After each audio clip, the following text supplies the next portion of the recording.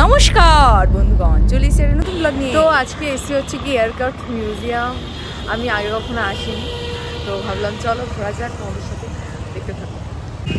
তো দেখতে দেখতে গুড়ি গুড়ি পায়ে চলে গেলাম এয়ারক্রাফট মিউজিয়ামের টিকিট নিতে।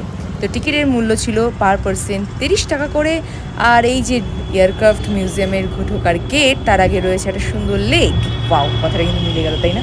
যাই হোক, সানসেটের টাইম অপূর্ব সুন্দর লাগছে। সূর্যটার একদম ওই শেষ একটা কিরণ পড়ছে চারিদিকে। তো যাচ্ছি, টিকিটটা কাটবো, টিকিটটা কেটে ভিতরে ঢুকবো আর তোমাদের সাথে শেয়ার করব যে কেমন হতে চলেছে আমার অভিজ্ঞতা প্রথমবারের জন্য। আর তার সাথে সাথে তোমাদেরকেও নিয়ে যাচ্ছি, কারণ অভিজ্ঞতা করতে গেলে সাক্ষীও তো রাখতে হবে। তো দেখো কি সুন্দর লাগছে, সূর্যটা এদিকে দয়ে যাচ্ছে আর এদিকে লেকের হালকা হালকা হাওয়া, আর এদিকে হচ্ছে গিয়ে ফাঁকা সবুজ মাঠ। আহা, এর থেকে পিকনিকের জন্য আর আড্ডা দেওয়ার জন্য সুন্দর কোনো জায়গায় হতে পারে না। আর সবথেকে মজার বিষয় হচ্ছে এখানে এসে দেখলাম সূর্যমুখী ফুল ছিল। হ্যাঁ, ঠিকই শুনছো, সূর্যমুখী ফুল।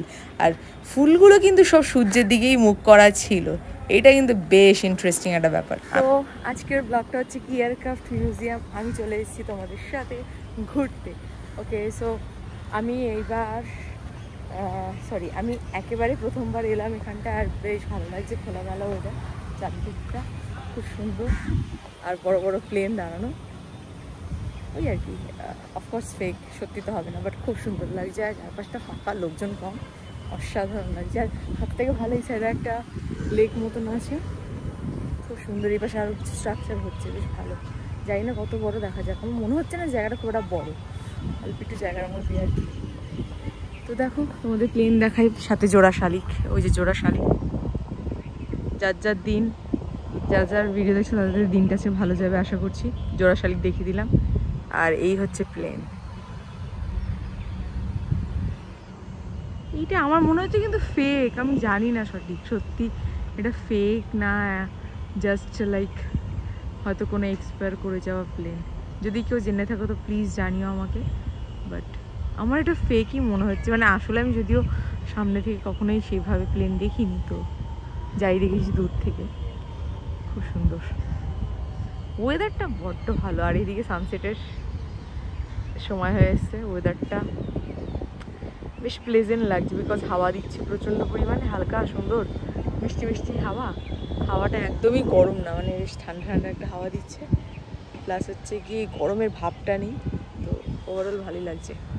বাই দ্য ওয়ে, আমার একটা নতুন টি শার্ট আগের দিন কিনেছিলাম, তো পরে নিলাম। আর বাই ডিফল্ট আমার ফোনের সাথে আমার টি শার্টটা ম্যাচ করছে, ফোনের কভারের সাথে। তো চলো কাছ থেকে দেখা যাক।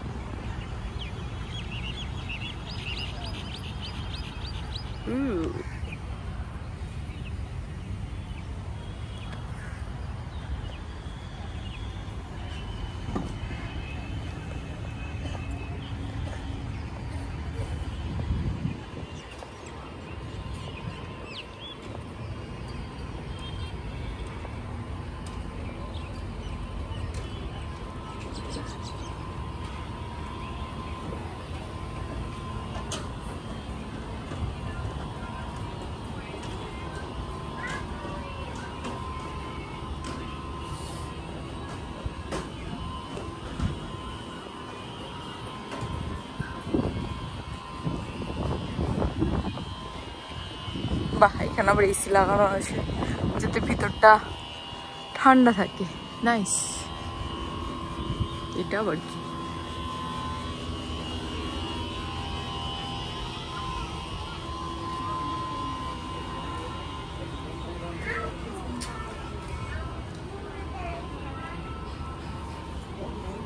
তো এই প্লেনটা 1988 থেকে 2017 অবধি কন্টিনিউ ছিল। এটা হচ্ছে কি অরিজিনাল প্লেন। আমি ভিতর থেকে শুনে ঠুনে এলাম, এগুলো সব চলতো সত্যিকারের, ঘুরতো পাখাগুলো। কিন্তু বর্তমানে এটা এক্সপায়ার হওয়ার পরে, নেভিরই প্লেন ছিল, যুদ্ধ করতো, তা এক্সপায়ার হওয়ার পরে এখন এটাকে অ্যাজ আ মিউজিয়াম শোপিস হিসেবে, যাতে লোকজনও কিছু জানতে পারে, ইনফরমেশন লোকের কাছে যাতে শেয়ার হয়, তার জন্য আর কি সুন্দর করে গুছিয়ে রাখা, ঐতিহাসিক। এটা কিন্তু কার্গিলের যুদ্ধের সময় কিন্তু এটা ইউজ হয়েছিল। সো প্রচন্ড পরিমাণে একটা ঐতিহাসিক প্লেন, হিউজ হিউজ, অ্যাকচুয়ালি এটা হিউজ।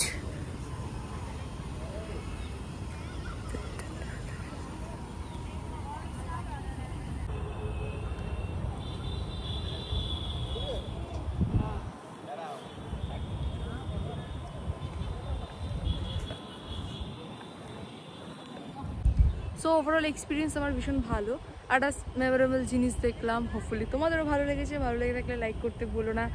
আর জানি না এরপরে কী হতে চলেছে, যদি কিছু ইন্টারেস্টিং থাকে তো অ্যাড অন করবো, আদারওয়াইজ যেতে যেতে বাড়ি ফেরার রাস্তা দেখে টাটা জানাবো তোমাদেরকে। তো এখনও পর্যন্ত যতটুকু দেখেছো আশা করছি ভালো লেগেছে। আমি নতুন করে আবার একটা কন্টিনিউ করার চেষ্টা করছি ব্লগগুলো। অনেকগুলো ব্লগ আপাতত আছে, স্টেপ বাই স্টেপ এভরিডে আমি রিলিজ করব। হোপফুলি তোমাদের ভালো লাগবে। অনেক কষ্ট করে এই সব কটা মানে ব্লগগুলো আমাকে জমাতে লেগেছে, কারণ অনেকটা সময়ের ব্যাপার, প্রত্যেক দিন একটা একটা করে ভিডিও দিচ্ছি। তো প্লিজ সাপোর্ট করো চ্যানেলটাকে গ্রো করতে। তোমাদের প্রত্যেকের individual support it's very important. তো আশা করছি আমরা একসাথে গ্রো করব। তো লাইক করতে থাকো।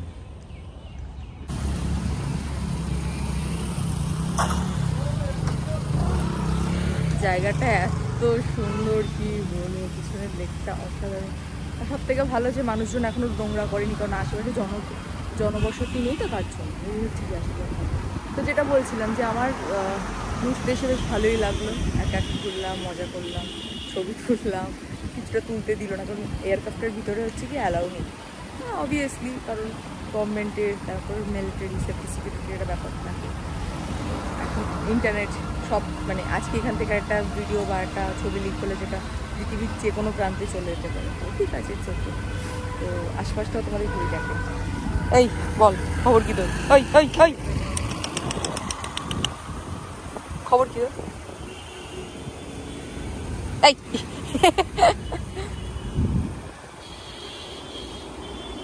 আহা, কি সুন্দর, কি সুন্দর।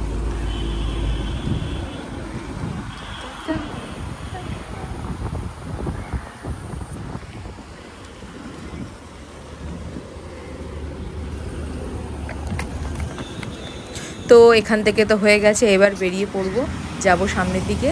আর যেতে গিয়ে পড়ব মিষ্টি হাব। তো ভাবলাম যে মিষ্টি হাব যদিও খুব একটা দূরে নয়, যাওয়ার পথেই প্রায় পড়ে যাবে, তো একবার চক্কর দিয়ে যাওয়াই যাক, কারণ মিষ্টি হাবে এটা আমার প্রথমবার।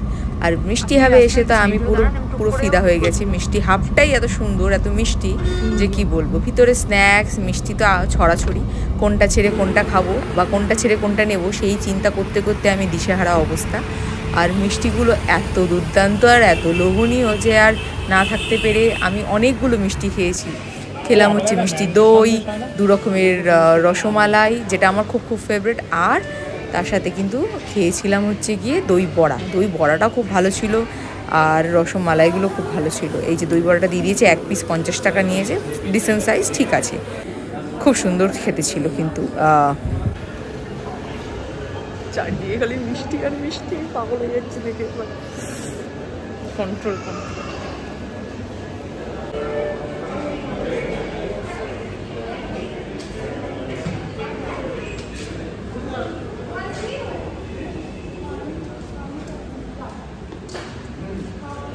তো আজকে ব্লগটা শেষ করছি মিষ্টি দই খেতে খেতে। আমি রসমালাই খেয়ে নিয়েছি 2 জায়গায়, একটা খেলাম গাঙ্গুরামে, আরেকটা খেলাম হচ্ছে গিয়ে ভীমনাগে। ভীমনাগেরটা ভালো লেগেছে, গাঙ্গুরামেরটা ভালো লাগেনি।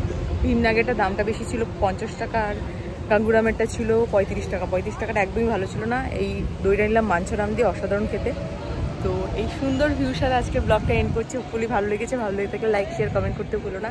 দেখা হচ্ছে নেক্সট ব্লগে। ততক্ষণ সবাই খুব ভালো থেকো, সুস্থ থেকো, টাটা।